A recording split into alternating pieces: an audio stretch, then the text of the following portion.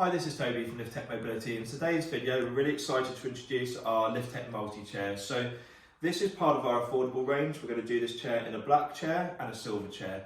The reason why we're doing this chair is obviously to bridge the gap so people can still buy a quality chair with quality parts like brushless motors, a control unit which is under here. It's your little black box. It's basically the brain of the chair. So it's like an ECU. So what will happen is your joystick sends a signal to the ECU, which sends a signal out to the motors, which means it's much more responsive, much more intelligent. Every high-grade, decent quality chair will have that with a joystick that detaches. If you see a joystick that leads straight down to the motors bypassing an ECU, that's basically a cheaper chair and it's not going to be as responsive and it's not going to be as intelligent. So yeah, the idea is this chair is going to come in at $1,750, which is, like I've always said in every other one of my videos, and you can go back as far as you want, it's impossible to build a quality electric folding wheelchair for under 1,700 quid. Physically impossible. The price of just what our motors cost is the price of these chairs build price, which is about $350, the likes of what you see on all the cheaper sites. You know, we know who they are. There's three main ones. And they're all selling chairs for kind of that 875 to 1,100 range, all with brush motors, all very bulky. They're very heavy, big folding dimensions, and unintelligent because they've all got that wire straight down to the motors bypassing the control unit. So capabilities in handling are going to be pretty dire. So the idea is that if you can just save up that extra 700 quid, you can actually get yourself a quality chair with all the quality components you need. So this chair is based on the Smart Chair 1, which is actually the world's best-selling electric folding wheelchair in every country pretty much. So as you can see, the shape's very, very similar. The main difference is, and where you are skimping out on the money, kind of, or it's where we're saving the money is on the frame. So this frame is just an aluminium alloy frame, whereas this one is aerospace aluminium mixed with titanium, which makes it stronger and it makes it lighter. So this is 26.5 kg with batteries and 23.5 without. This one is 28 kg with batteries and 25 without. So 25 is still much lighter, or even 28 with the batteries is far lighter than all of those cheap budget chairs, which are all around the 32, which in my opinion is kind of pointless because lots of people can lift sort of 25 kg without the batteries, or even 28 with, but there aren't very many people that can lift over 30 kg, especially if you're aged, or if you're a female, for example. And I'm not trying to be sexist, it's just a fact of the world that guys can lift a little bit more than women. Okay, so let's talk about the components. So on here, we've got two quick release 6AH batteries on our Smart Chair 1, exactly the same as what you've got here, but just a different style. So these ones you actually release from here, so it's actually even simpler. So you push the button and you release. It's got all the battery information on here. If you press this button, it shows you the charge, so this one's fully charged. And then when it goes back in, it just slots back into the frame, pushes down and slots into place. So exactly the same sort of technology. Folding and unfolding, I'm just going to lock off these motors so I can use these rear wheels as a pivot. Exactly the same, again, we stand behind it, flick the chair out, and it folds down nice and easily. Exactly the same as with this one. I'm not going to do the motors, but I should do really, but exactly the same. So as you can see, very, very similar chairs. This is the cushion that this one comes with. I haven't put a cushion on that one, but if that was on, you can see that they are very, very similar looking chairs to the naked eye. Let's put these sideways as well so you get side view. I'll keep the cushion on this one as that's the one it comes with. So both the arms come up, Smart Chair 1, lift the tab up, little butterfly clip, up for up, down for down. And guess what? Exactly the same, up for up and down for down. If we move on to the back of the chair, again, you're looking at very, very similar things. So, 250 watt brushless motors on here, 250 watt brushless motors on here. Both from Motion Tech, on my Ocean. Forward, free wheel mode, exactly the same. Forward, free wheel mode. Let's do a little test to see the resistance between these two chairs. So, I'm going to start from this little line, and then give it a little push. Okay, so that's one's made it to there. I've got to be careful not to crash into this chair now, haven't I really? But you'll see, and this is how you can test how good a motor is, because the more quality the motor is, the more free running. So You see that there's a similar kind of push. That one went a little bit further because that's a higher quality chair. It's 2,150, this is 1,750. But this one is still incredibly free running. Like, it's my little finger and I can quite happily push this chair in freewheel mode. It's the same as if I wanted to wheel it around forward. Very, very easy. Or even if I want to tow it by the foot plate. Very, very easy still. So if you ever get a wheelchair which has got a lot of resistance, stay clear from it because that's using brush motors. They're not going to last you as long, they're not as responsive, and they're very hard to use in freewheel mode, which means very hard to push someone in it if you run out of battery, very hard to walk behind it and use it like a walker or a stroller, and yeah, very hard, especially as most of these people that buy these chairs are using things like telescopic ramps to push the chair up into the boot of the car to save lifting. If you've got a chair with brush motors, there's a lot of resistance. It's going to be a flipping nightmare trying to push that with that resistance plus the weight of the chair. And the chances are you're probably going to be a little bit elderly, so you want to have as much on your side as possible to help you basically. Okay, so I'll show you how to attach the joystick, and guess what, again, exactly the same as on the other chair, because it's the exact same joystick and it's the exact same lead. So like I said, we're using as many quality parts on this chair as physically possible, so the customer is getting the best experience, and the only people that's really losing out is we're losing out on margin on this chair. But as everyone seems to be buying these, the cheaper chairs and then regretting it afterwards, now you can buy a better chair for a cheaper price with no regrets. Something else to bear in mind at this point as well, in 3 weeks' time we're going to be introducing finance. We've been going through the process of brokering our own finance through the FCA. We've just been approved in insurance, and we're just about to be improved on the finance, which means we'll be able to offer this chair with a small deposit for about £200 a month. So there is literally no reason now to go out and buy a chair which is you're just going to regret. You're then going to sell it, put on eBay. It won't sell on eBay because everyone else is doing exactly the same thing and putting their average chair on eBay, and then the whole market's flooded with average chairs, meaning you end up being in a price war. So what costs you 900 quid you have for a few weeks and then you regret, and then you'll probably get about 300 quid for it by the time you've actually sold it on eBay because everyone else is doing the same thing. So save your money, go for quality, then you won't have to whack it on eBay and start the whole process again of saving up for a quality chair. Right, so line your white arrows up. It's a twist and pull, or it's a push and twist. There we go. So let's talk about the wheels now. Exactly the same wheels on the rear. We've got 12.5-inch solid rubber tyre, 12.5-inch solid rubber tyre, completely puncture proof, meaning no one's going to get stranded in the middle of nowhere. I do not believe in pneumatic tyres because the last thing you want if you're a vulnerable customer is being stuck in the middle of nowhere, feeling absolutely helpless and stranded because you've got a puncture. And if you buy a pneumatic tyre, you 100,000,000% are going to get lots of punctures. It's just how it is. On the front, we've got a new style 8-inch, so it's a honeycombed kind of style wheel. It's quite grippy. I'd say the upgraded front wheel is a better wheel still. It's spongier. It will take things like cambers and bumps that a little bit better. Hence the price difference again. If you want on this chair, you can upgrade the front wheels. You can also upgrade to a telescopic foot plate like we have on this chair as well. So that's a price of 75 quid. So if you want, you can upgrade the foot plate, the front wheels, and you can upgrade the cushion to any one of our other 9 cushions. So all of our cushions will fit this chair. So if you want to sit further up because you're taller and you want to stretch your legs out, that's fine. If you want to have a memory foam cushion, so it's very, very spongy because you've got spinal issues or pressure sores, things like that, then that's also fine. Yeah, basically any upgrades we can do on any of our other chairs, we can do on this chair. So like with everything, it's not a one-size-fits-all at Lith-Tech. We've got 15 different models, so we can completely serve you in every way, shape possible. Because no one should have sort of standard. There's no such thing as standard at Lith-Tech.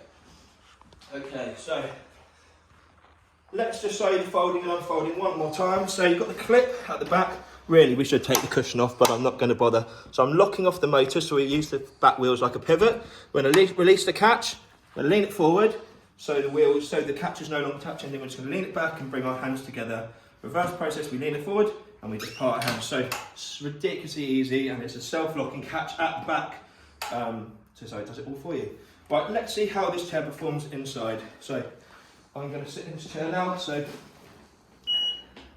make sure when I've done it, we can tighten up this little catch here. So when it goes in, I might even have it slightly further out, and then I'm going to tighten it up here. Yeah, actually, it's actually better for me in, to be fair, on this chair. Okay, right.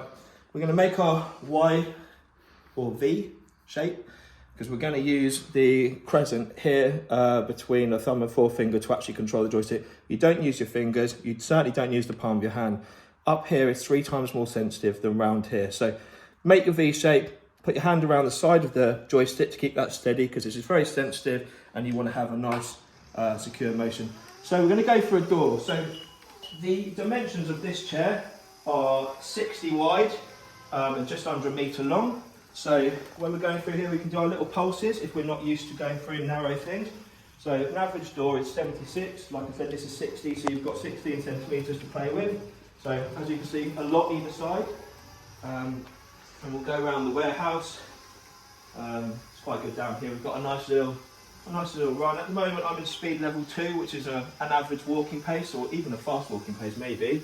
It does go up to speed level 5. So it's about 0.5 miles an hour to 4, and range of about 15-mile treadmill, realistic, well, depending on weight, anything between, I'd say, 8 and 12. So I'm going to go through it now using joystick control, which is where I use my delicate touch on the joystick to control how fast the joystick goes. Right, we're going to open up the roller shutter door, and we're going to take the chair outside.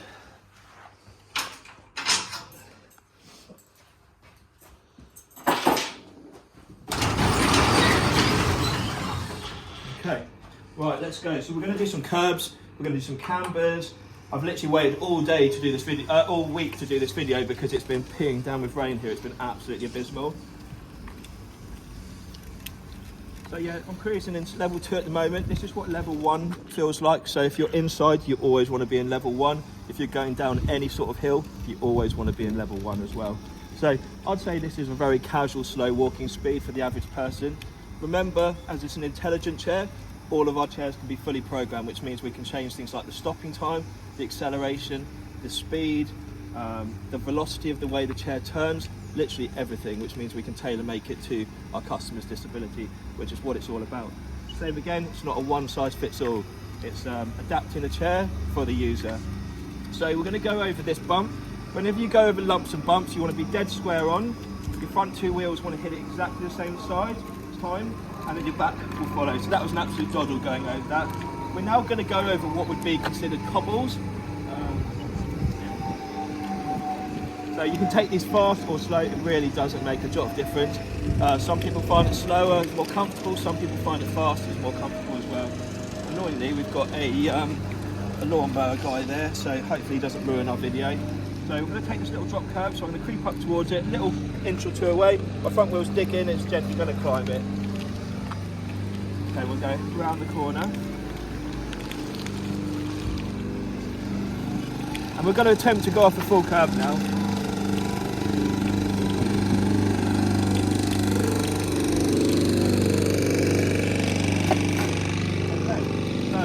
Saw the smart chair, the multi-chair, just did a full curb, pretty fine. The thing with full curbs is you do have to take them at speed. Small curbs should always be taken square on and very slow, and full curbs want to be taken at speed, so you're kind of playing off them. Right, we're going to go up this little drop curb here, and we're going to do our first camber. So on a camber, basically what happens is you've got a left to right camber here. That means when the front wheels, because they've got a mind of their own because they're fully independent, they're going to want to veer off to the right. So what you do is, first of all, you maintain momentum running through the wheels. That mixed with a cross steer will keep you going in a dead straight line. So when I'm pointing this joystick now, I'm going to be pointing, say that's midday, I'm going to be pointing at about 11 o'clock. That's going to keep me on the left to right camber going dead straight. Right, so when I pull off, I'll probably veer off a little bit just because it takes the motor a teeny touch to get going. There we go, and now I can straighten myself up. So that's why it's called the multi-chair. It can do everything very well. Indoor use, really good. Outdoor use, really, really good. And like it's the same again, amazing price point. So I'm going to go around this corner. So this person's driveway makes a natural camber. So technically, if I was to let go, I'd veer off this way, but I'm going to cross it. There we go, you saw me switch? And I crossed it against that. and then we're going to come off this curb dead square. That's the safest way of doing a curb always. Never ever come down a curb in reverse. So if you've ever done that, or you do that, please stop, because it's incredibly dangerous. You can go up a curb in reverse, but you always go down curb forward. Right, so this is its max curb climb, I'd say. So if you've got a good quality chair with good quality wheels, if you are to split these wheels into separate quarters, 1, 2, 3, 4. That bottom quarter is your max curb climb. Same with that bottom quarter is your max curb climb. So that equates to a quarter curb going forward and a half curb in reverse. So I'm going to demonstrate both of those to you now. That's about a quarter curb, I'd say. So I'm going to attempt that going forward first, so we see how smoothly I can do it. On the last video, I didn't do it perfectly. So let's see if I can redeem myself. Okay, so I'm going to edge forward, like with my little baby steps, my pigeon steps. Once I'm an inch away, we're then going to put our weight in the back of the chair, because we want our weight going through the rear. Our front wheels hopefully should dig in. There we go, it was nice and smooth actually. And I'm going to spin it around, and I'm going to, because it's a small curb, I'm going to come square, and I'm going to go very, very slowly. There you go, that is a very nice pace to take the curb. Right, oh, there's a car coming. So I'm going to slam the chair in reverse. I'm now going to pulse backwards, so I can get square on. Once I'm about 2 foot away, I'm now going to slam it in reverse. My back 2 wheels are going to go up at first, and then followed by my front 2. And that's how you take a bigger curb as smoothly as possible. So what I'm going to do now is I'm actually going to put the chair into freewheel mode. So I've turned off the joystick, so we always turn the joystick off first. I'm going to go tap, tap. So I've moved the toggles into a forward position. At the moment they were back. So tap, oop, tap, tap. When you're kicking them, if you do, very, very lightly touch them. It's not a boot. Last thing you want to do is bend the brakes, which are built in there. So I'm going to talk to you about sort of how we would take a pavement like this. So as you can see, we've got a right to left camber. Is that car's going to park there? Lovely, just what we want. Okay, so the only time we don't stay 3/4 of the way up a pavement, because usually that's where the camber's less steep. You've usually got a brick wall or a bush or something on this side, and obviously you've got the road. If you've got a right to left camber, you start off here and the camber takes you, you end up here in the road, which obviously we don't want. If you start off here, however, and the wheels set out, you end up here, well away from the road. The only time that ever changes is if you've got dips. So when you're going down the pavement, you actually drive down and up through the dip. So down, up through the dip. And what that does is each one of these dips, as you can see, they act like a camber in themselves. So if you were to hit here, it's even more of a steep camber, which straight away is going to wish out your front wheels. So what most people do wrong, pretty much everyone on cambers, is when their front wheels veer off to the left, they slam the joystick to the right. That's all that's going to do is lock your wheels up. It always has to be a top right or a top left, depending on which way the camber goes. Because the last thing you want to do is cross steer so much against it that you basically lock up the tyres. So I'm going to demonstrate now how we would do this very typical English pavement, which has got loose grit, loose gravel, potholes, drain pipes, every nasty that you could ever want, other than a tree root. I'm sure one day a little tree root will sprout just to make my little assault course that a little bit more fun. Right, so I'm going to go down through this first dip, and I'm going to go up it. So that way stop my wheels from kicking out. I'm going to go down and up it.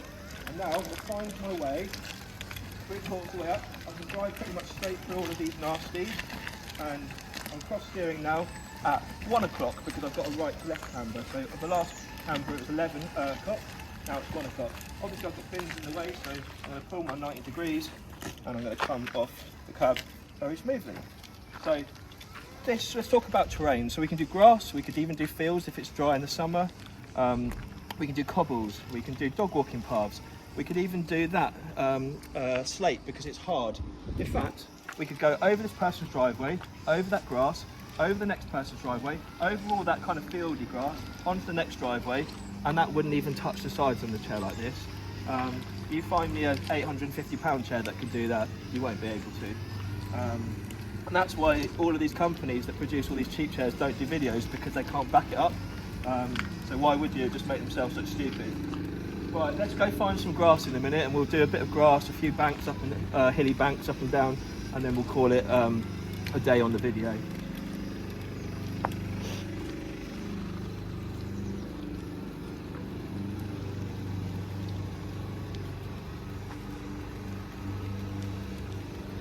at the moment I'm speed level 5, but I'm using joystick control to keep myself going steady. So when you get good, you can actually use joystick control. So I'm now speed level 5, I'm still using joystick control, and I'll slow down to snail's pace.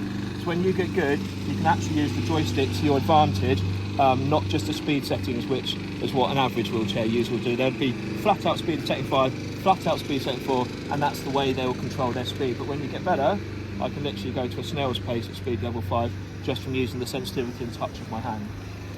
Obviously, certain people with disabilities will find that easier and harder to do. If you've got Parkinson's and you've got slight tremors, you'll find that a bit more hard. Or if you've got, I don't know, maybe bad arthritis or something, so you don't have full control of your hands. So same again, square on, slow pace, front wheels hit at the same time, followed by the back. That's why this is the best grips, is if you do have Parkinson's, by having your hand wrapped around here, even when you've got tremors, it keeps your hand, I'll do tremors, keeps your hand as steady as possible. So I can still, even with tremors, keep that going very, very steady. If I was like that, and I'll tell you, like, I'm much more sensitive, I'm more all over the place. So it's quite important to try these different techniques, because there are certainly right and wrong ways, or easier and not so easy ways to do everything on a wheelchair. Hence why we stick out all of these millions of videos. I think we're on about 150 YouTube videos now, all for educational purposes, because, you know, we have people even from Australia and places like that who message us saying, oh, I never knew how to do this. I've been a wheelchair user for, you know, 15 years and I never actually knew some of the stuff you talk about in your videos. So I'm actually going to whack this into freewheel mode, because this is a full curb. There's no way I'm ever going to get up a full curb in this chair. And now we're going to do a little bit of grass. So it's pretty boggy and muddy here actually. So that's why I saved it to the end, because these tyres are going to get a bit muddy now. And we're going to go up a big steep bank at the end, which is way more than a 20-degree incline. And I think on this chair we state the max incline, but we always have to be very conservative with our specs online. I think we say it's about 16. Really, this could do more like 25 degrees, but you obviously have to be very careful, because not every wheelchair user is going to have the same competence and capabilities. And we don't want to get sued, and I don't want any of my customers to ever injure themselves. Right, so you can, I'll tell you what, if you go to the side, you'll see how steep this hill really is if you look at an angle. Right, and I'm going to go straight up here, and I'm going to try to not take myself out with the tree, and then I'm going to spin myself around on the spot. This has got an amazing turning circle, and I'm going to take the tree and I'm going to go down again. Okay, and we went down, a bit kamikaze, because as you can see how wet it is, but it copes with that sort of stuff perfect. So, yeah, as I'm expecting, my wheels are pretty muddy now, but it has, like I said, it's been raining. I'll tell you what, let's go up here. It's been raining literally all week. So, here's a little trick. If you're ever going to bump something up something, like a load of steps, the easiest way, if you've got it unfolded, is to grab the wheels, lean it back, and roll back from the wheels. Much easier than rolling up forward, because you're leading with the bigger wheels. Exactly the same principle as when we do reversing up a curb. Right, so I'm going to use this last little bit of video just to try and get a bit of the mud off. So you can see it's very manoeuvrable, and that is with really horrible muddy tyres. So incredibly manoeuvrable, incredibly responsive. Same again, you're not going to get that from these cheap chairs, so spend the extra 700 quid. Get yourself a decent chair which can do everything. Honestly, you will not regret it. It really is an absolute bargain for a chair which can do pretty much everything that all of our other you know, smart chairs can do in our range. So, you know, unless you really need something for like Highlands or something like that, so I mean, amazing turning circle. This will literally suit 99.9% of people's needs, especially if you're using it with ramps. The extra kilo and a half, you're not even going to notice. So there we go, multi-chair, does everything very well. Amazing price point. Yeah, rock cry in the back, having a little sing along. So the sun is shining, everything is good. Buy this chair, you're not going to regret it. When you hear, actually I'm not going to say that, but let's just say this chair is worth the money. More than that, it's an absolute steal. So I'll see you on the next video, and don't waste your money on rubbish, because you're only going to regret it. See you in the next video. Take care.